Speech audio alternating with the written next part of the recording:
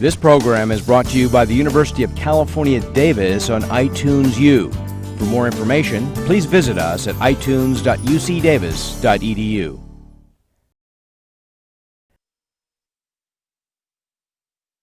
Okay, so welcome everyone. Last time we talked about surfaces. We started talking about Bezier surfaces, I believe.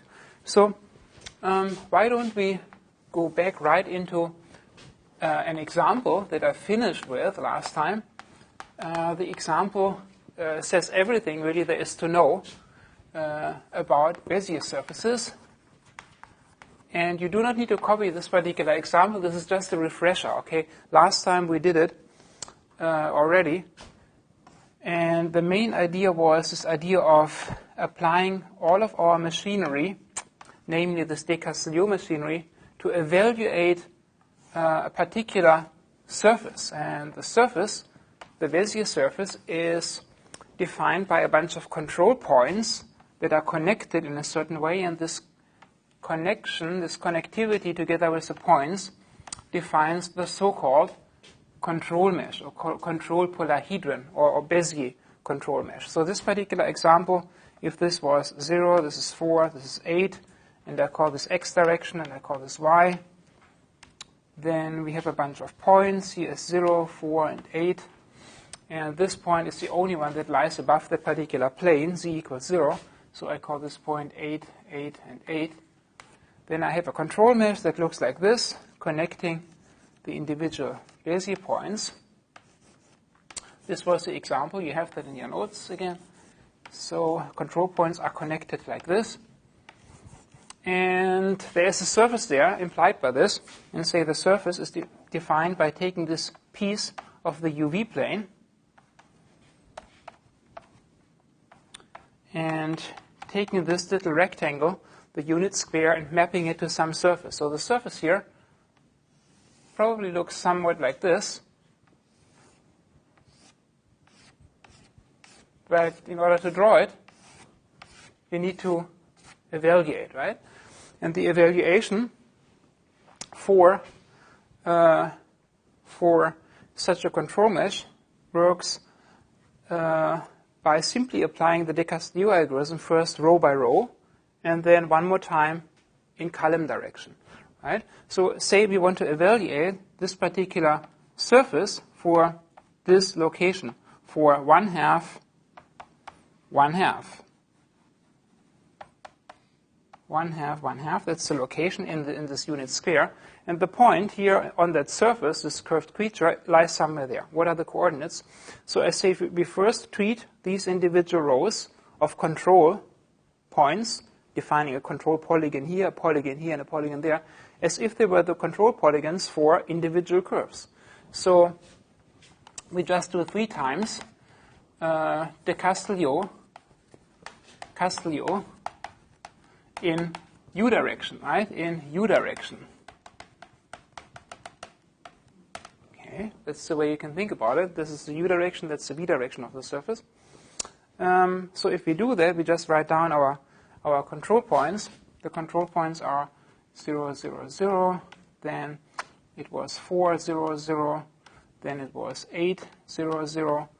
So those are these 3 guys, and we evaluate that for, well, u being 1/2. When we evaluate this for u being 1/2, then we get, well, the averages, the midpoints of these, which is 2, 0, 0. This one would be 6, 0, 0.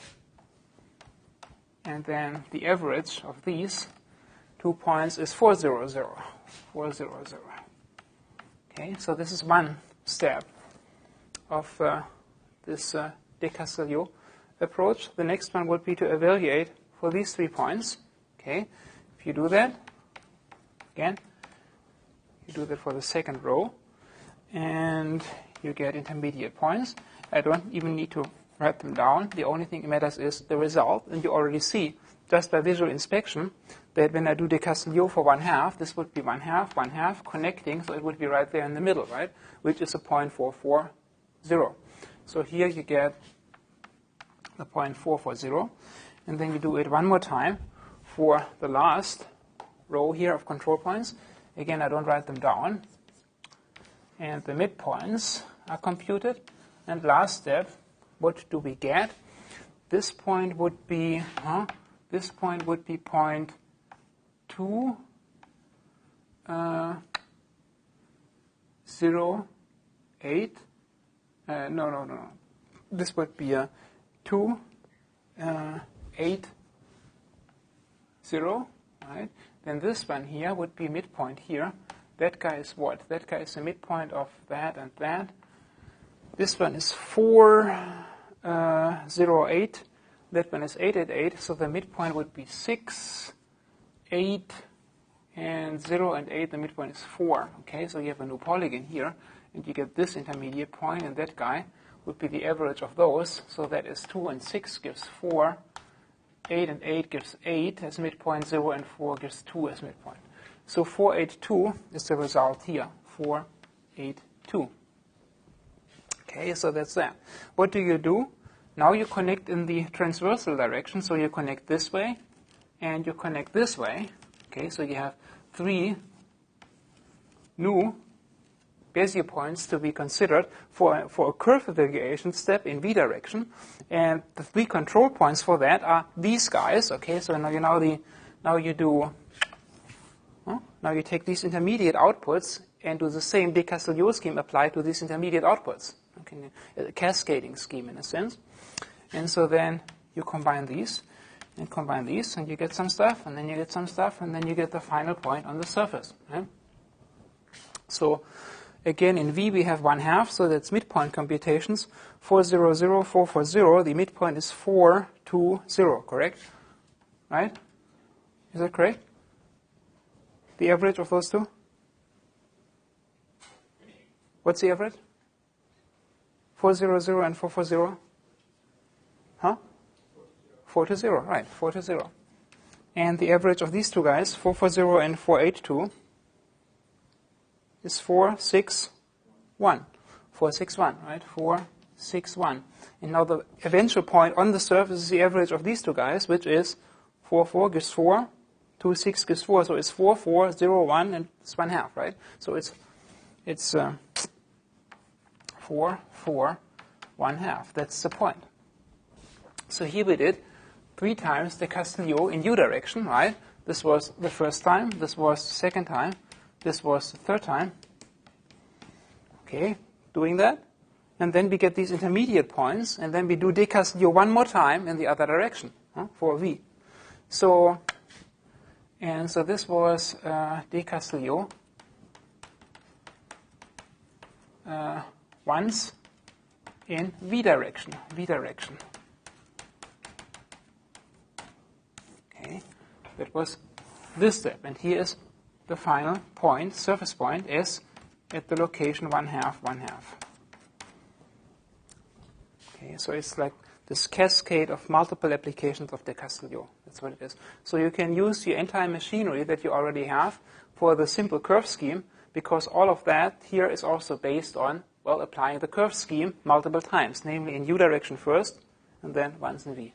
You can also do it the other way around. You also could do it first 3 times in V direction, and then once in U. That commutes. All right. So far so good. That's how you compute these points. Very simple, very trivial. You just need to worry about calling your de Castillo algorithm using the proper points from your two-dimensional array of Bezier control points, right? So this was a B00, 0, and this was the B22, and so forth. All right, so far so good. But now we want to make cool renderings, right? Smooth renderings. How do we render smoothly? I said, for the purposes of this class, you will make me very happy if I see wireframe renderings. But if you want to make very glossy brochures, what is a better rendering? What is a better rendering? Well, if you go one step beyond wireframes ideas, so the trivial way of rendering things would be you have always 4 points on the surface, and you just connect them and you show a quadrilateral, right? and the wireframe. You can look through there. The next level would be flat shading, right? Flat shading was, okay, you have 4 points in some kind of neighborhood when you evaluate. So 4 points, and if you do flat shading, well, 4 points do not define something that's flat. 4 points define a quadrilateral, which is curved, right? So you split it into 2 triangles. So you have to break down your surface into a bunch of triangles, and you consider the surface normal for each of those triangles, right? Two triangles, 2 normals, and 2 constant colors. So you would compute a constant intensity for that triangle and another one for that. So you get wireframe. Next one would be flat shaded triangles. Flat shaded triangles. And the next one would be what goes beyond flat shading. Huh? Garrow shading? Yeah, and garrow shading requires what? Yeah, there's a triangulation again. So you have 3 points for a triangle. What else do you need for garrow shading? 3 points, 3 colors, right? But 3 different colors. Here the color is the same for the whole triangle. How do you get 3 different colors? You need 3 distinct normals, right? If the surface isn't flat to begin with, then there are 3 normals which are different, right? So if you want to do garrow shading, then you need these different normals, right? How do you get them? So the next one would be garrow shading based on N1, N2, N3, right? Different normals. Here a normal would be constant for the whole triangle. So you have 3 points, P1, P2, P3.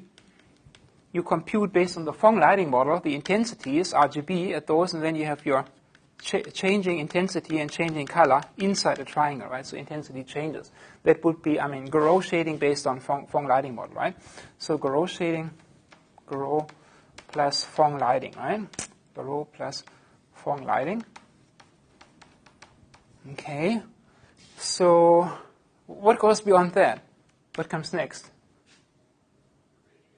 A ray tracer, yes. So here all of these things are still based on a mesh, right? You have a mesh. Here you have a wireframe mesh, a bunch of quadrilaterals. You can look through them. Here you have triangles, which you shade with a flat color, constant color per triangle. Then you shape them with a varying degree of shade, but then you go to ray tracing, right? And so when you go to ray tracing, then you actually have your surface, and you compute a bunch of points, right, on the surface that are the result of actually looking through your image plane and intersecting the surface with a ray that is cast through the image plane and passes through the surface, right? And you compute intersection points between the rays and the surface, and for each intersection point you consider the exact normal and compute a perfect, well, in a sense, the perfect color for that particular pixel in screen space. Okay? And I know that some of you guys will be doing this for your final project. Okay? No matter what, for these 2 things, what do you need to know if you want to do a good job? The normals. Huh? You need to know the normals at a point. Meaning, we need to answer the question, what is the exact normal at a point on a Bezier surface, right? If you want to ray trace, or you want to use this Phong lighting, considering normals, on a Bezier surface, you need to know what the exact normal is. Okay? So, and that relates to derivatives and normals, right? Derivatives and normals of Bezier surfaces. Bezier surfaces.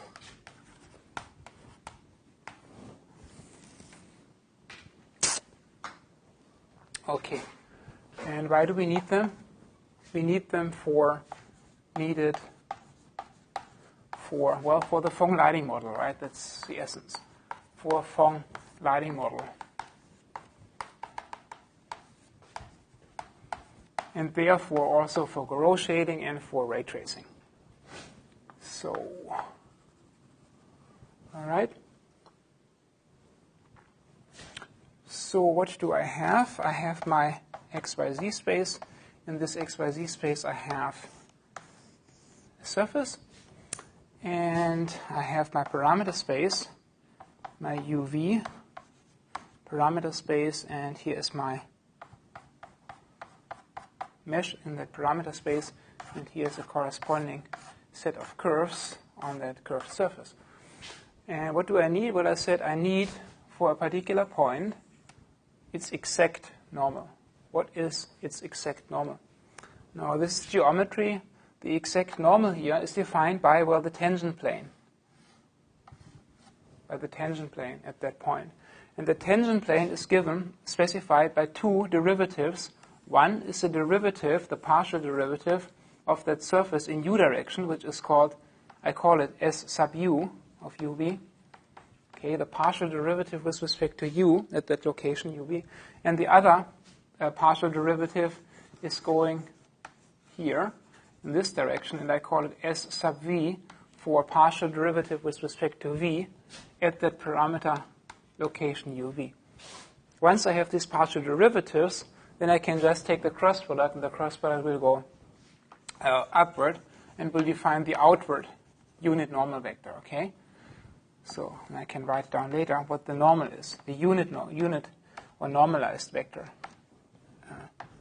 there. Okay. So we need to know what the derivatives are for a surface.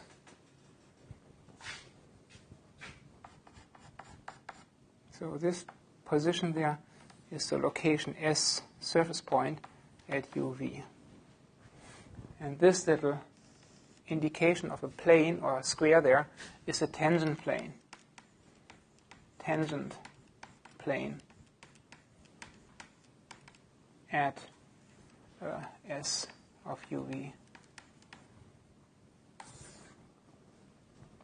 So I just tell you what the derivatives are, and then you can apply it. So the surface S of uv is this Bezier surface, which is defined as I from 0 to m, j from 0 to n, control points bij times Bernstein polynomials bim of u times bj n of v. Okay, and if I need the partial derivatives, well, I take these expressions, I differentiate with respect to u and v. That's what I do. I don't do this on the board, I don't have the time, and the answers are in the book anyway. So if you compute the partial with respect to u of S of uv, then that's what I call S sub u of uv. Okay, and you will recognize it to some degree for the case when the surface is defined over the unit square. It is nothing but m times sum j from 0 to n and I from 0 to m minus 1. That follows the curve scheme, times bi plus 1, comma j minus bij times bi m minus 1 of u times bj n of v. Okay? That's the formal definition of that partial derivative with respect to u, S sub u. And similarly, you can compute the partial ddv of the surface at uv, and I call that S sub v of uv. And so when you differentiate that, at the end of the day, you get the expression n times sum j from 0 to n minus 1 times sum I from 0 to m of bi j plus 1 minus bij times bi m of u times bj n minus 1 of v.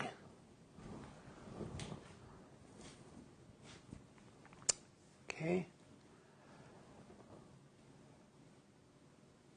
And if you need to compute the exact normal, well, at a particular location uv, you plug uv into these formulas, and the derivatives come out, right? And then you take the cross product of these two vectors, and you get the exact normal. So what is that? So here's the normal, and so I say this should be a unit normal. The unit normal vector, That's what you need for the Phong model. So the unit normal vector is S sub u cross S sub v, divided by the length of that, right, to normalize it. So there is nothing but S sub u of uv cross product with S sub v at uv divided by the length, and I denote the length by this symbolism, S sub u of uv cross S sub v of uv. Okay, so that is the unit normal. Cross product of these two partial derivatives, and then you divide everything by the length of that. Now you know how to compute the exact normal. That's the only reason why I talk about this is, again, to do beautiful ray tracing, right? That is cool. We can do that now. Who will attempt a ray tracer for the final project? One, okay. Using exact normals? Both normals? Approximated normals, okay. All right, then the interesting research question is how good your approximation scheme is, right? When you use the exact ones and compare the pictures using the exact ones with pictures obtained with your approximated normals. But you only push it so far, right? So, what comes next? Now comes some properties, some important properties of Bezier surfaces, okay? And I only talk about a few of those properties of Bezier surfaces, of Bezier surfs.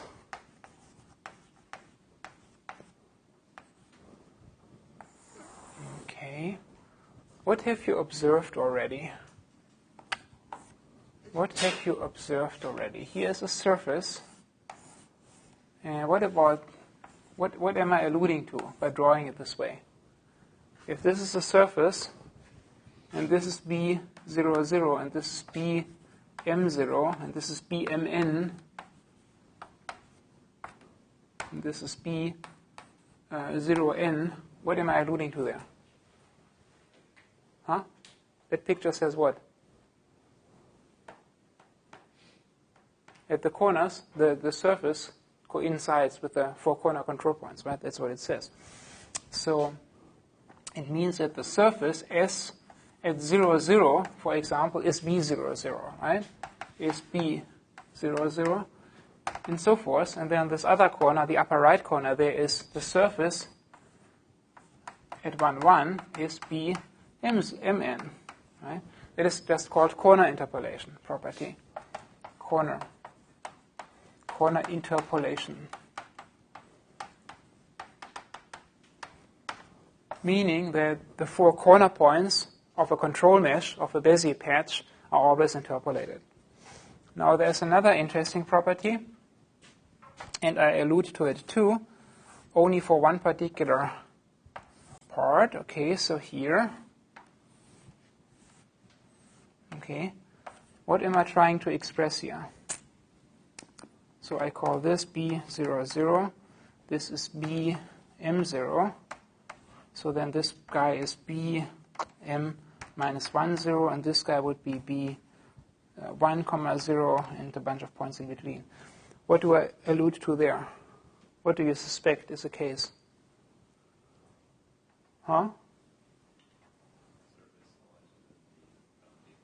That's another property. No, I'm not quite there yet. I'm just looking. What am I focusing on here? I'm focusing on this thing. What is this thing? That is the edge, right. The edge is a curve, a one-dimensional thing. And by sketching this polygon, what do I allude to? That the edge is a Bezier curve in its own right, and that its defining control polygon is the first row of control points. The same is true for the other 4 boundary curves, okay? So I just say the edges of a patch are Bezier curves defined by the respective boundary control polygons, okay? So I just say the 4 patch edges,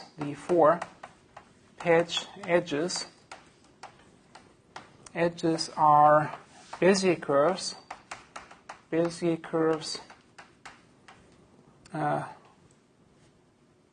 and their control polygons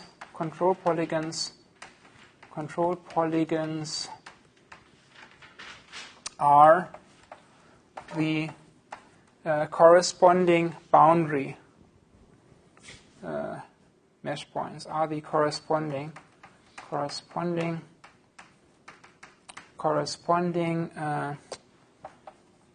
Bezier control points also lying on the edge, lying on the edge of the control mesh, on the four edges of the control mesh.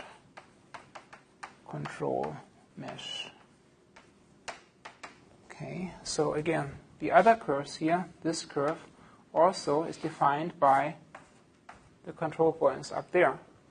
And this particular boundary curve here is defined by those four control points and so forth.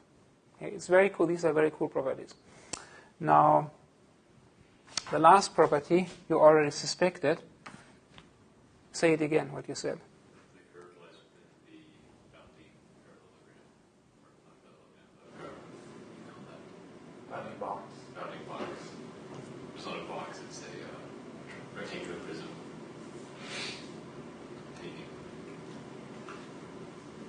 Make it simple. It definitely lies within the containing rectangular prism. bounding box. Let's keep it simple. Convex, it's tighter, you can say, the convex hull of these control points, but definitely in the bounding box, okay?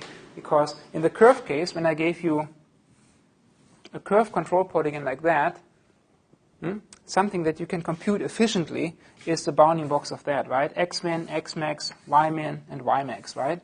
And you know that the curve implied by that polygon, this curve, lies definitely in the bounding box, right?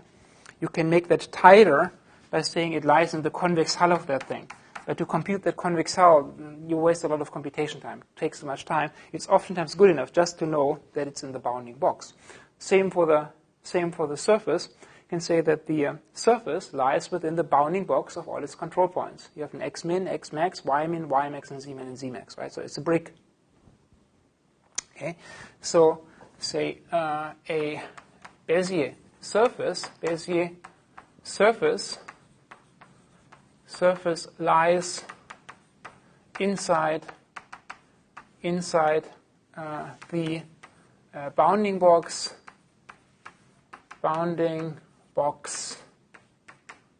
of its control mesh. Okay. Well, the points defining the control mesh, but this is close enough. Okay, and this is called again convex hull property. Convex hull property that explains that. Convex hull property. These are some of the important properties of Bezier surfaces. There are more, but we are running out of time. So the more is stated in the research papers and in the books out there.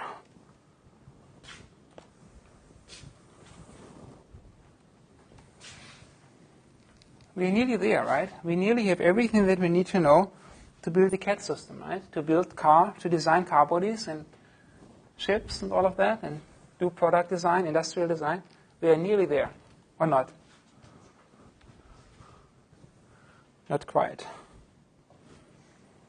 Going from all these little toy algorithms and these toy routines and these toy structures I talk about to a full-blown computer-aided design system is a major jump forward, right? There's a huge database system lying behind the human-computer interaction and data structures, right? Very efficient data structures that I don't even have time to talk about. But all I do really in this class is talk about the building blocks one by one, right? And maybe I've talked about 100 building blocks. That's it in this class. And then afterwards, you should be able to take all these building blocks and then think about how to software engineer a design system based on those building blocks. But that's, again, a major jump forward.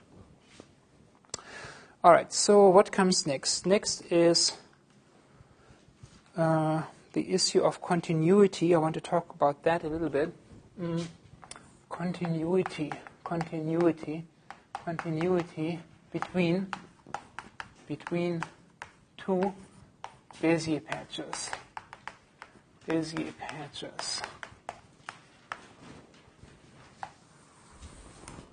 Okay, what do I want? what do I want? I would like to do this. So somewhere I have my UV parameter space, and I take two rectangles in the parameter space from U0, U1, U2, and say this is V0 and this is V1. And now I would like to map these rectangles to corresponding surface patches in space, namely to two surface patches, in such a way that these two patches are blended or are coming together at this shared interface curve in a smooth or continuous fashion. So here is my first parameter space. Maybe I call it left L, and I call this parameter space R for right, okay, the right part, and they map to, well, they map to left and they map to right. So this is patch left and this is patch right, right? But of course, when you start building an entire car, you have to worry that all these thousands of patches come together at their interfaces, at their shared boundary curves in a smooth fashion. Meaning, typically, you require at least cross-derivative continuity, meaning that they should have the same tangent plane there, right? There is no kink, no edge, no rim, no ridge, right? Smooth. So that means you typically would like to have the same normal, right, on this shared interface curve. Okay, so the goal is L and R share the same normal along the shared boundary edge, right? L and R share same normal along the shared boundary curve. Shared boundary curve. That's the goal. Well, if this is the goal, we have to understand what that means in terms of the control meshes here, right? There's a control mesh living above L that defines it, patch here, and there's another control mesh living here that defines R. And these control meshes probably have to satisfy some condition for the normal to be the same for L and R. So, okay, what do we need? Need a geometrical condition to be satisfied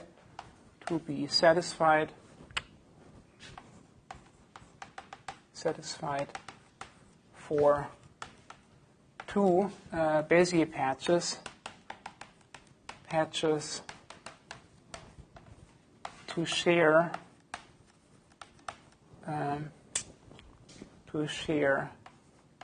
same edge and same normal on that edge. Same normal on that edge.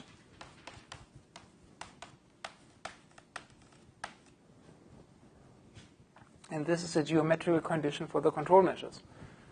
A geometrical condition for the corresponding two control meshes.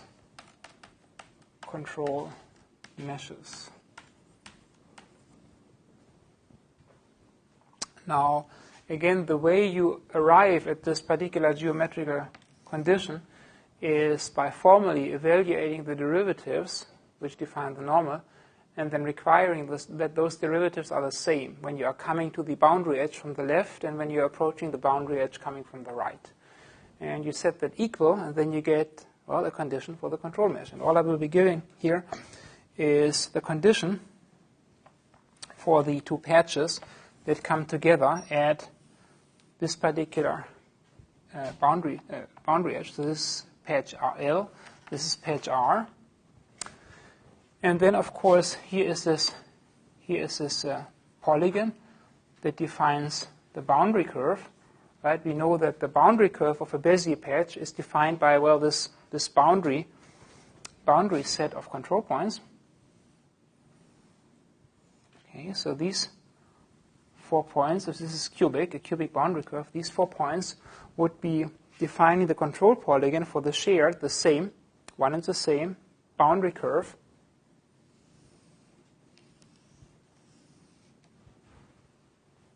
Okay, and what I want is that this is also in this direction, in this transversal direction, sharing the same tangent plane. Okay, and that relates to the next layers of control points, namely the control points, one layer to the left and one layer to the right. So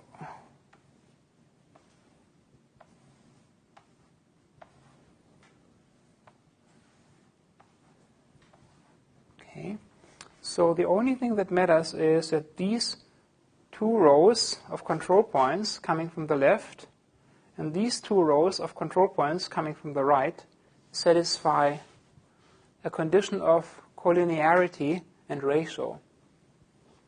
Okay, so I said that the left patch was defined over some parameter. This is the u direction that matters here. This is u direction, right? U. And say the left patch is defined over a u domain from u0 to u1, and the right patch is defined from u1 to u2. So it will end somewhere here, wherever. And then there is a certain ratio here. And you remember that these ratios play a role, right? So I call this delta 0, and I call this delta 1. Okay. And so these 3 rows now of control points have to be on lines. Each of these triples of neighboring control points have to lie on lines, and on top of that, also these delta ratios in the parameter space have to be satisfied. So this is a ratio delta 0 to delta 1. This is delta 0 to delta 1. This is delta 0 to delta 1. And this is delta 0 to delta 1. Right? And then the control measures would continue, right? They go on, of course. But that doesn't matter how they go on. Only these elements of the control mesh are relevant to ensure that they share the same control, that they share the same edge, and that they share the same normal vector. That's it. Okay.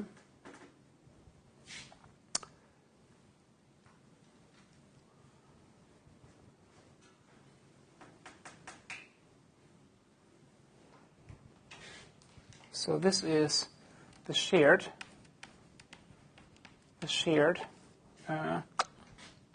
edge. Shared edge means what? That the surface, that the left surface, S left for U evaluated at U1, comma V, is the same as taking the right surface, surface right, SR, also evaluating it for at U1 and V going from front to back. Right? That is a positional continuity. This means sharing the same edge. Right? From this particular part to right, I call that mapping surface right. And going from here, from this to that surface, I call that surface left, SL. So this just means when I evaluate either of these 2 surfaces for a constant U1 and I let V vary, then they trace out the same curve. And then the other thing is that I also only write it for 3 here. These triples of control points have to lie on a line, and this line has to be split in the ratio delta 0 to delta 1. All these triples of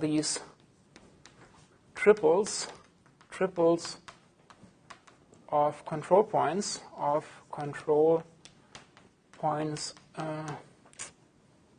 lie on lines or line segments. Line segments split in the ratio delta 0 to delta 1.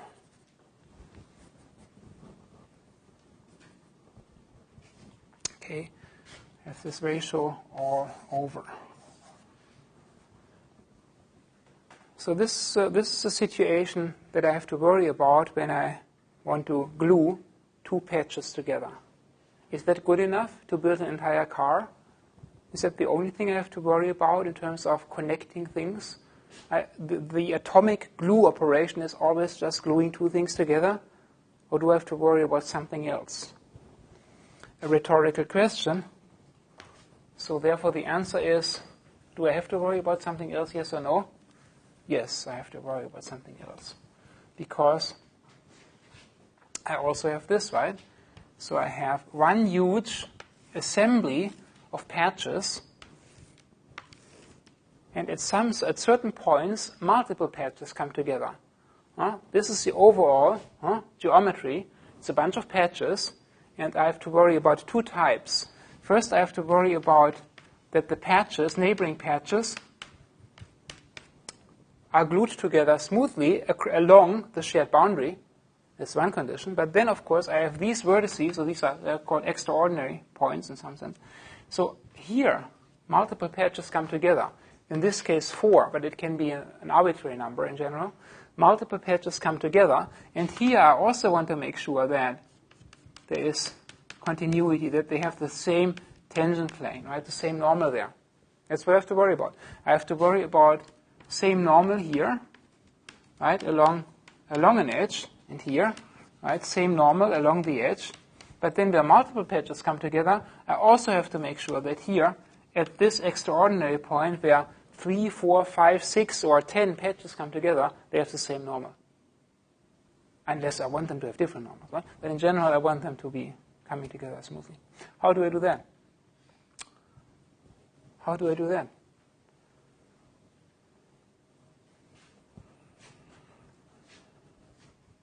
Again, I will just give you the geometrical configuration that has to be ensured for that particular case of four patches coming together, which is the most important one. For Bezier patches to come, four Bezier patches to come together in a normal, continuous fashion, or tangent plane continuous fashion. Actually, first derivative continuous fashion.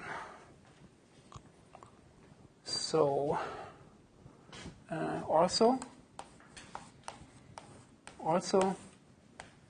you want the same normal,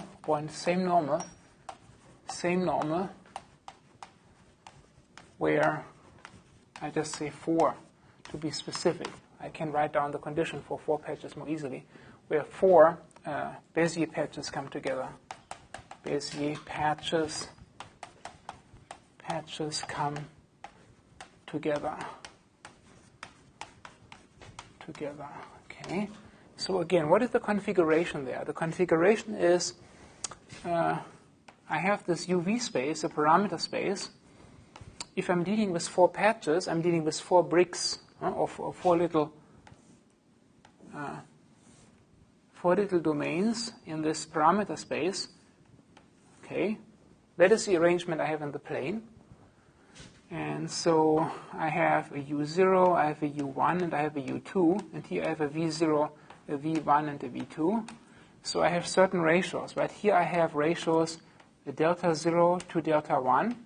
And here I have certain V ratios. I have a delta 0 and delta 1 for the V direction. And here it was for the U direction. Delta 0 U, delta 1 U. Right? This is a configuration there. And then in 3 space, I have 4 patches coming together. Right? These 4 patches here, but here's one patch, there's a patch, and here's a patch. The only thing that matters for these 4 patches to have the same normal there, the only thing that matters are the 9 control points around that. Okay? So here you will have 9 control points around that. And again, this configuration will look just like this. It's a scaled version of this configuration. So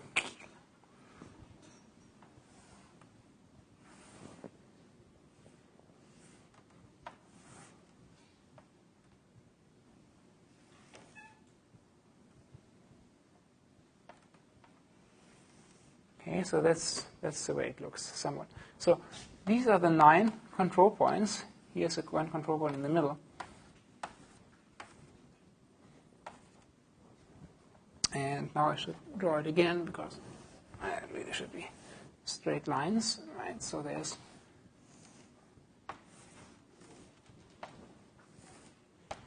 the configuration. Here's the point, and here's the stencil of 9 points in the neighborhood of this particular surface part. Right? That's where the 4 patches come together. Patch number 1, patch number 2, patch number 3, and patch number 4 coming together at this shared vertex here. And I want them to have the same normal there where they come together, right? And these 9 points have to lie in a plane. Okay, that's coplanarity. And these ratios in delta in u direction and delta in v direction have to be satisfied here for these 3 rows and 3 columns. That's it. So this has to be the ratio delta 0 in u to delta 1 in u. And here we have the corresponding v ratios, delta 0 for v to delta 1 in v. Right? And so it's always 3 times this ratio and 3 times the v ratio. That's it. So these 9 control points are coplanar. 9 coplanar control points. Control PNTS.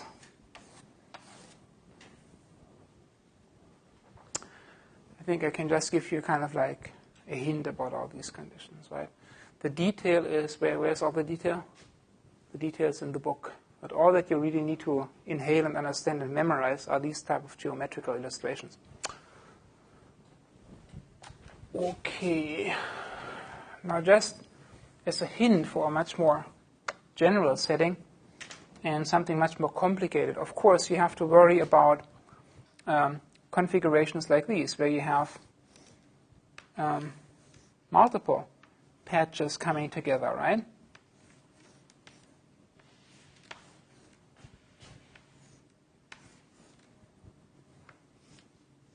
Right here, a much more complicated situation. You can have an arbitrary number of patches. Each one is 4-sided, coming together at one shared point, right? More complicated.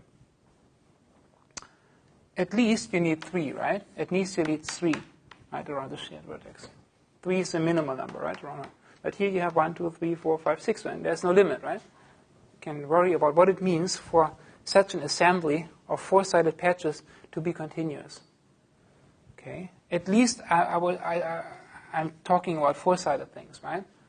But then you can go even more general, and you even give up the requirement of 4 sides, right? Then you can say, okay, I want to have an assembly where I have patches that look like that, 3 sides, one is 4 sides, and one has 5 sides. Okay, and then 4 sides.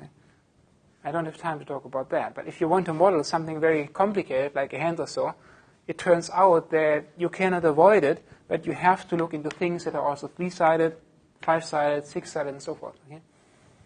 An arbitrary number of edges per patch, and an arbitrary number of patches coming together at the shared vertex. How do you enforce continuity then? Then it becomes really interesting. And you need that for character animation and for complicated cars or engines, right? Obviously. No time to talk about that here. Just wanted to mention it.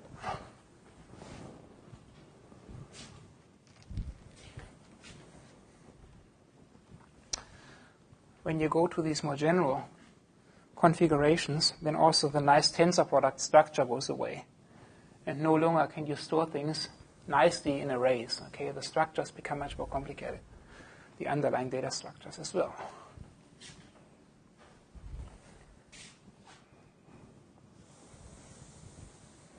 So, let's see. What is the next topic I wanted to talk about a little bit?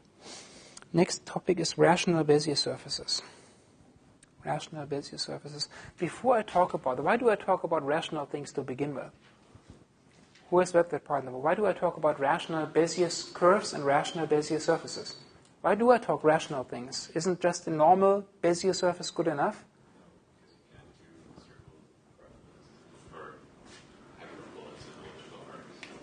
He has read the book, right? Right? If you want to represent a circle, is a circle an important shape? Circle is probably an important shape, right? So you want to have a CAD system where you can represent a circle exactly. If I just stick to the world of, say, cubic Bezier curves, no matter what, I can try to approximate a circle better and better. But no matter how many cubic Bezier curve segments I use, I never get it exactly, right? Never. I can approximate it better and better by using more and more cubic segments. But for some applications, you want to have an exact error equals 0, an exact representation, at least mathematically exact. And so the rational setting allows you to do that. So let's put that here. Why we do all of that? Why do I talk rational Bezier curves and rational Bezier surfaces? Why rational, right? Why rational? Rational. Okay, so argument number 1 was, if I use rational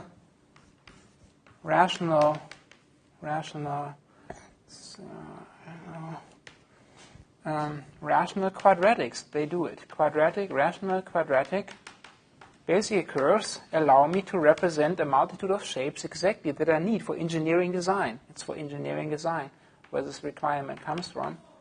Rational quadratic Bezier curves, okay, you can represent, you can have exact representations for the important things. For parabolas, of course, parabolas, for hyperbolas, and for ellipses. And as a special case of an ellipse, of course, circles, right? Okay, you can represent these exactly, and these are the things you need. So these are, of course, all conic sections, right? You can represent conic sections exactly.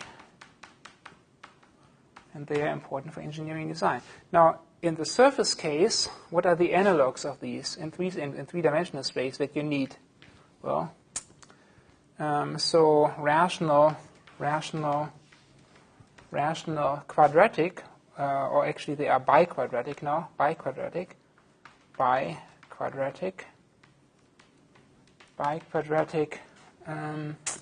Bezier surfaces, Bezier surfs. What can we do with those? I can represent exact. What are the shapes that I need to represent exactly for engineering design in terms of surfaces when you look around? Cylinders and spheres, right? Again, so cylinders and spheres, you cannot represent them with a Bezier patch, with a polynomial Bezier patch. You need the rational Bezier patch. Exactly, you can represent, well, what are these things? They are then called paraboloids, right? Hyperboloids, paraboloids, and then what is this? The ellipse is the ellipsoids. Then what? Circles, spheres, right? Or parts of spheres. Spheres. What else? And then, of course, cylinders, etc. And they are all called quadric surfaces. Okay, quadrics, not quadratics. They are quadrics.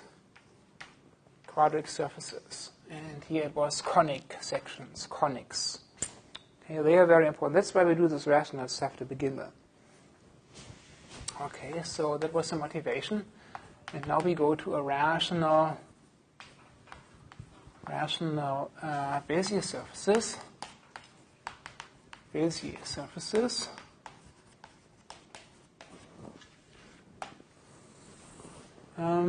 Again, the reason is want want to represent the important quadric surfaces, quadric surfaces exactly,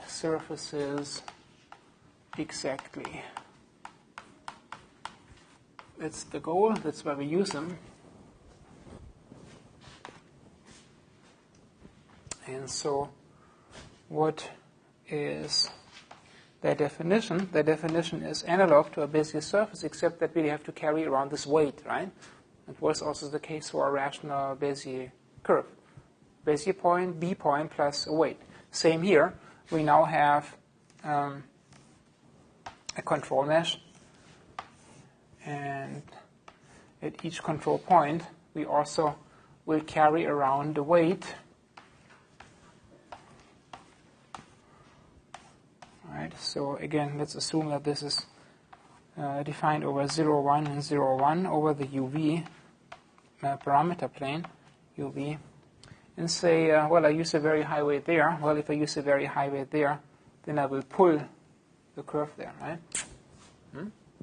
So, and if I use a very high weight there, well, then I will pull the curve there, and the curve will be a hyperbola, right? So, and so forth. So you can manipulate. You can get a variety, a much larger variety of shapes by doing it that way. Okay. So you get the idea. And so again, you will have a B00, 0, and you will have a weight 0, 0. You will have a B point, BMN, and you will have a weight MN. Okay? It's the only difference. So, and then the formal definition is, of course, this ratio definition. A rational Bezier surface S of UV is now this ratio, rational. And what is it? We have a combination I from 0 to M, J from 0 to N of weights, Wij, multiplying the points, Bij, times the Bernstein polynomials, Bim of U times Bjn of V, and then we divide by the sum of all weights. So dividing by the sum of all weights means double sum, I from 0 to M, J from 0 to N of weights, Wij, multiplied by the Bernstein polynomials, Bim of U times Bjn of V. Okay, so that is just a huge big formula. And you see the structure by now, how these formulas are constructed. But we don't really need to memorize it. What has to happen? We mustn't divide by 0, okay? So where condition 1, all these weights should be greater or equal to 0. Negative weights, do they actually have a meaning, negative weights? Think about that.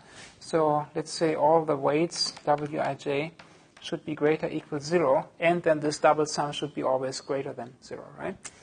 And 2, this double sum, sum all I, all j of all the weights, Wij, Bim of U times Bjn of V, that expression better be greater than 0. So we don't divide by 0.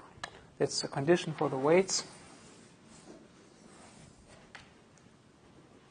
And that's a formal definition. Now can we evaluate it and render it? Yes, we can do that. We only need a Bernstein polynomial evaluator. That's all we need, right? We need to evaluate the Bernstein polynomials. That's it. And we can compute these double sums, and we can compute numerator and so forth, and can divide, and then we get points. Right? That's it. But can we also use our de Castillo machinery as we described it before?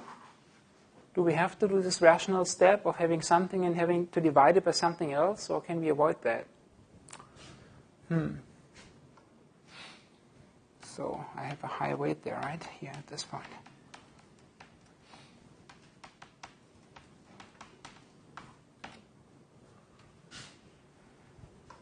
Or there.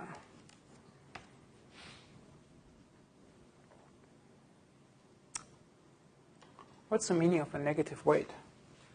If a control point is a negative weight. I just give you that to think about, okay?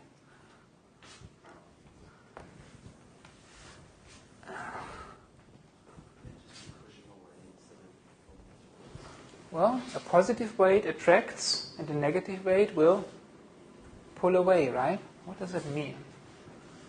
Well, you can try it out, right? You can try it in your program. What happens when you plug negative values in there? You will see what happens. System will crash, or don't know. So, can we use this whole machinery that at this point we have developed for Bezier surfaces? We don't like this rational stuff, right? The rational stuff is ugly. We don't like that. Dividing by things and so, and having these double sum, the numerator, denominator, we don't like that. Can we do this again by doing a lifting step to higher dimensional space? Yes, we can. Right? I talked about that for the rational Bezier curve. You can avoid dealing with this expression by changing it into a higher dimensional space. I took a curve and dealt with it as a curve in 3 space. Now I take a surface, which is in 3 space, and I lift it up to 4 space. Okay? So I know that all of this now goes very, very quickly. So let's say, but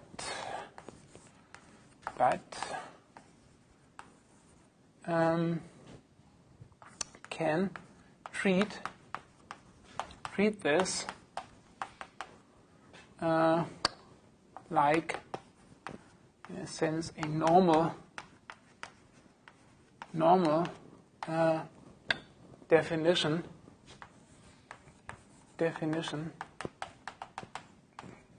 of a Bezier surface in 4 space. Bezier surface in 4D, 4-dimensional space. I will no longer be able to make any pictures of that. Too bad. So I can only talk about it formally. So what is given? And what do we want? Well, in the end, we want points on the surface, right? We want this particular point. We want this point, and this happy point here, there is surface point S at UV. And S of UV has 3 components, an X, a Y, and a Z component, and they all depend on U and V. That's what we need, right? We need to evaluate a surface point. And the surface point is X, Y, and Z coordinates. And I say I would like to avoid dealing with this division here, and I would rather treat this as a Bezier surface in 4 space. So how do I do that? Given are these Bezier points, a set of Vij's, and they are Xij, Yij, and Zij points, and a set of weights, right? Weight ij, just scalar values, real values. That's it. What do? In a first step, I take this information and map it to 4 space. First step, map to 4D space. What does this mean? I take the original x by z's and I multiply them by the weight. So I introduce a new control point, which I call a Bij star. Okay, the star means or refers to the embedding in the higher space. And this guy has 3 components, and it has an Xij star, a Yij star, a Zij star, and the weight ij. And this will be weight ij multiplying the original xij. It will be weight ij multiplying the original yij value, the weight ij multiplying the zij value, and then the weight itself becomes the 4th component or coordinate. Okay, once I have that embedding, then I can treat everything as if it was a surface in 4 space. So now I can evaluate or compute a surface point, surf PNT surface point in 4D space. Okay, what does that mean? All right, well, I have 4-dimensional control points now, 1, 2, 3, 4 components. So I will compute a surface point S star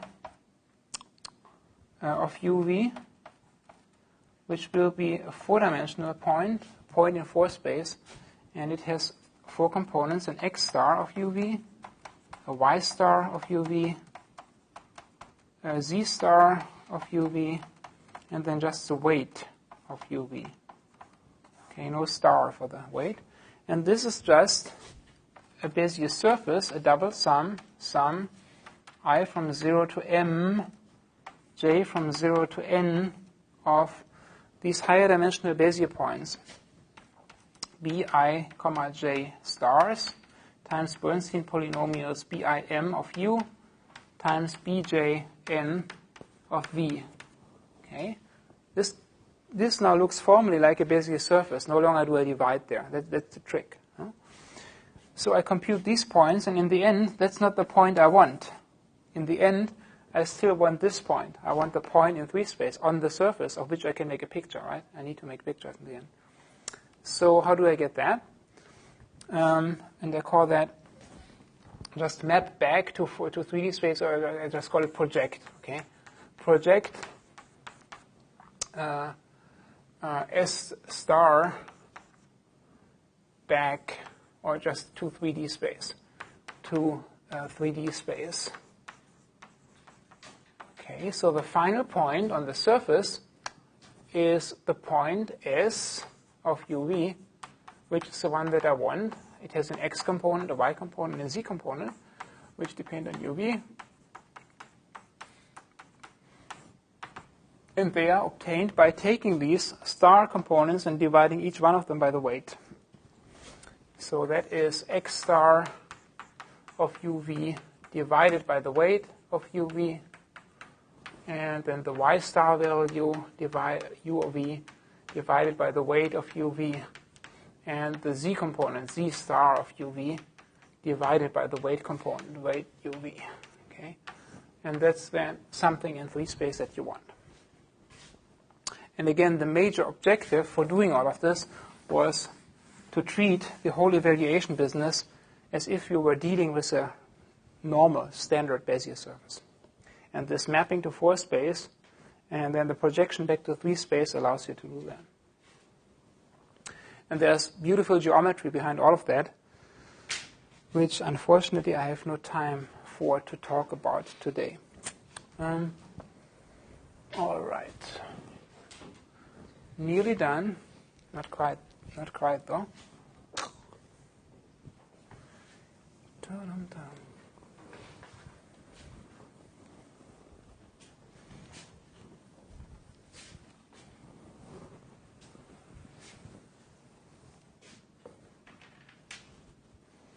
What else can I tackle today? Why do we do all this? Okay, that's fine. And now, maybe the last thing I talk about is just the definition of a B-spline surface. Tensor product, B-spline surface. Tensor product, B-spline. B-spline surface. Okay, and now we are also coming to the most important surface there is in all of computer-aided design, the B-spline surface.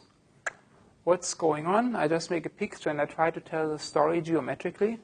We have to deal with some control information. We deal with a surface that lives in XYZ space. All of our surfaces are defined by control meshes. We know that by now.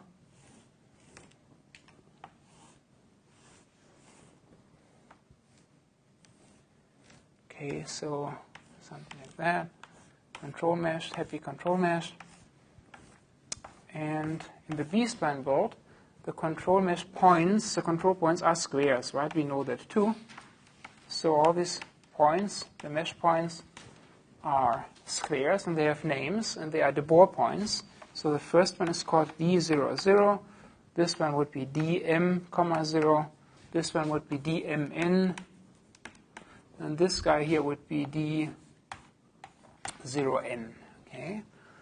Then what is given? We should say what are the defining elements. Given are 2 orders. Okay, why 2 orders? Because we have 2 directions, right? A surface has a polynomial degree in u and one in v direction. 2 orders, and they are now k and l. K and l. Okay. What else? We have the control points, the Bohr control points, 2 orders, and the Bohr control points. Control points, those are the dij's. Okay. From 0 to 0 up to mn, and then we have 2 knot sequences, right? The Bohr control points, and we have 2 knot sequences. Knot sequences. Okay, and so again, there is one for u and there is one for v. There is a u0 smaller equal u1 smaller equal bam bam bam smaller equal some u sub m plus k. It's the last one for the u sequence, and there's a second sequence of knots for the v direction. v0 smaller equal v1 smaller equal blah blah blah. Last one here will be v sub n plus l. Okay, so there are these 2 knot sequences. If I can do that, then I can also sketch them here into the picture. That's the parameter space. You know that by now. Then I have 2 parameter directions, a u direction, and since it's a surface, there's a second direction, a v direction. In this particular example, I set k equals l equals 3. That means I'm dealing with biquadratic patches. And where are they? There will be 2 patches, and they reside here. And this surface will indeed consist of 4 patches. Okay, that's the difference again between the B-spline surface and the Bezier surface. A Bezier creature consists of 1 curve segment or 1 patch. A B-spline curve or B-spline surface consists of multiple segments or patches in its own right. So here you have a first patch, a second patch, a third patch, and a fourth patch, right? Defining the overall surface. So the overall surface, B-spline surface, is broken down into, well, individual patches that by definition will come together smoothly. In the B-spline setting, that is already ensured that they are coming together smoothly. So here we have the knots. There are 2 relevant domain intervals in U, and 2 to the right, 2 to the left. Then we have the V direction. In V direction, we have 2 relevant intervals. Domain intervals 2 to the right, left and 2 to the right. And the numbering for this particular example would be, okay, well, here's the domain. This would be U0, this is U2, this is U4, 5, and U6. And then here we have V0, here is V2, here is V4, here is V6. And the domain, I have 4 patches. 4 patches must be the images of 4 rectangles. Where are those rectangles? Well, the rectangles of the domain is the Cartesian product of those intervals, right? So this was 1, this is 2, this is 3, and this is 4. Okay, and this particular configuration was mapped to that particular surface consisting of 4 patches, 1, 2, 3, 4. Here is patch 1, here is patch 2, here is patch 3, and here is patch 4, coming together smoothly. Again, you have a domain range for U, a domain range for V. The Cartesian product of this gives you this particular larger rectangle, and this rectangle maps to the overall surface. That's the way you can think about it conceptually. And then there is a formal definition, and the S of UV equals sum double sum. I will talk about that next time. Okay. All right, I see you on Thursday.